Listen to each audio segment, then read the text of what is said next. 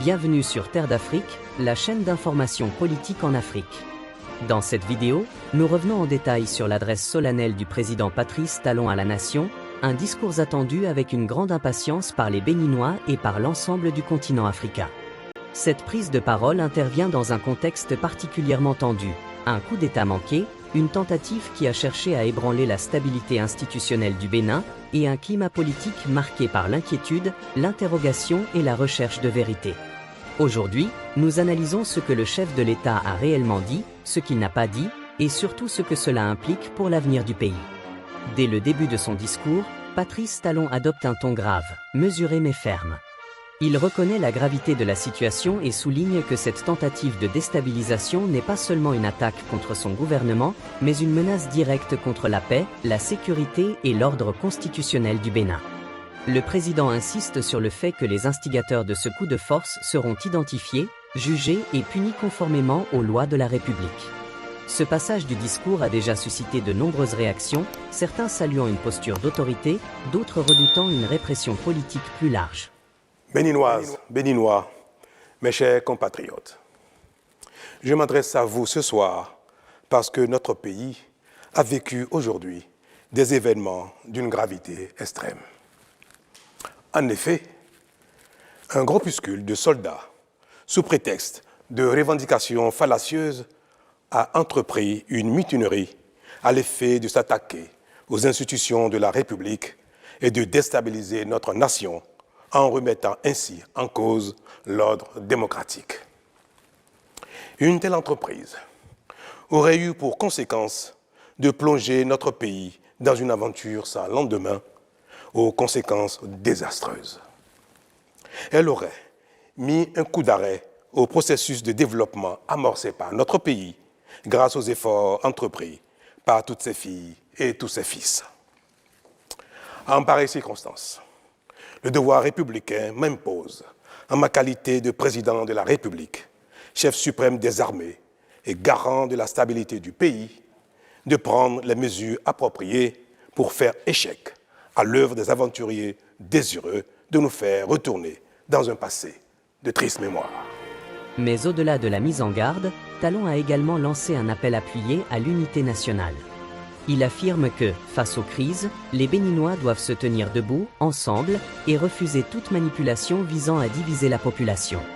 Selon lui, la tentative de coup d'État démontre que certains acteurs cherchent à exploiter les faiblesses ou les frustrations du moment, et il invite les citoyens à rester vigilants, solidaires et attachés aux valeurs démocratiques qui fondent la nation. Cette dimension de rassemblement est un élément clé de son message, restaurer la confiance. J'ai donc, en coordination avec le commandement des forces de défense et de sécurité, engagé les actions nécessaires au maintien de la paix en vue de garantir la sécurité et la quiétude de tous sur toute l'étendue du territoire national. Je voudrais ici saluer le sens du devoir de notre armée et de ses responsables qui sont restés républicains et loyaux à la patrie. Avec eux, nous avons fait front, repris les positions jusqu'à nettoyer les dernières poches de résistance des mutins. Cet engagement et cette mobilisation nous ont permis de faire échec à ces aventuriers et d'éviter le pire à notre pays. Cette forfaiture ne restera pas impunie. Dans son adresse, le président souligne également l'importance de renforcer les institutions, de consolider la démocratie et de tirer les leçons de cet événement. Selon lui, le Bénin doit se doter de mécanismes encore plus robustes pour prévenir toute dérive, toute manipulation et toute tentative de déstabilisation future. Il appelle non seulement à la responsabilité des forces de sécurité, mais aussi à celle des acteurs politiques, des leaders d'opinion et des médias, qui jouent un rôle central dans la cohésion sociale. C'est le lieu pour moi de féliciter nos forces de défense et de sécurité dans leur ensemble pour leur sens du devoir. Je voudrais, par la même occasion, avoir une pensée pour les victimes de cette aventure insensée, de même que pour les personnes encore retenues par les mutins en fuite. Je leur donne l'assurance que nous ferons tout pour les retrouver sains et saufs. Mes chers compatriotes, je voudrais par la même occasion vous remercier particulièrement, vous, de l'intérieur comme de l'extérieur, pour votre soutien actif et vos nombreux messages d'encouragement durant cette journée. Ils nous ont rassurés et donné l'énergie nécessaire pour faire front au nom du Bénin, qui, nous pouvons le dire, a bien une âme. Enfin, le message de Talon pose une question essentielle. Quelles seront les conséquences politiques, sociales et sécuritaires de ce coup d'État manqué? Cette affaire peut-elle marquer un tournant dans la vie politique du Bénin? Le discours laisse entrevoir des réformes, des enquêtes approfondies et peut-être une recomposition du paysage politique.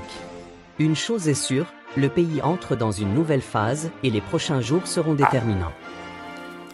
Enfin, je voudrais vous rassurer que la situation est totalement sous contrôle et vous inviter, par conséquent, à vaquer sereinement à vos occupations dès ce soir même. La sécurité et l'ordre public seront maintenus partout sur le territoire national pour garantir la liberté d'aller et de venir à toutes et à tous. Vive la République, vive le Bénin. Je vous remercie.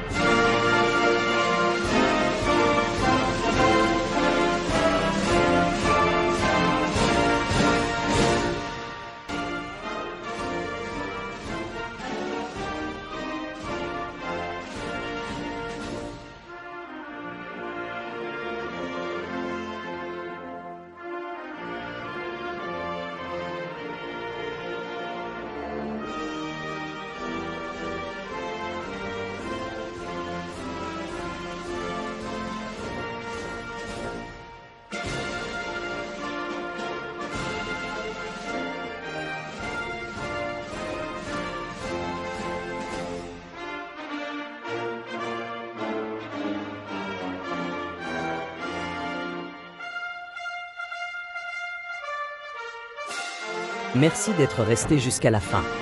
Donnez votre avis en commentaire.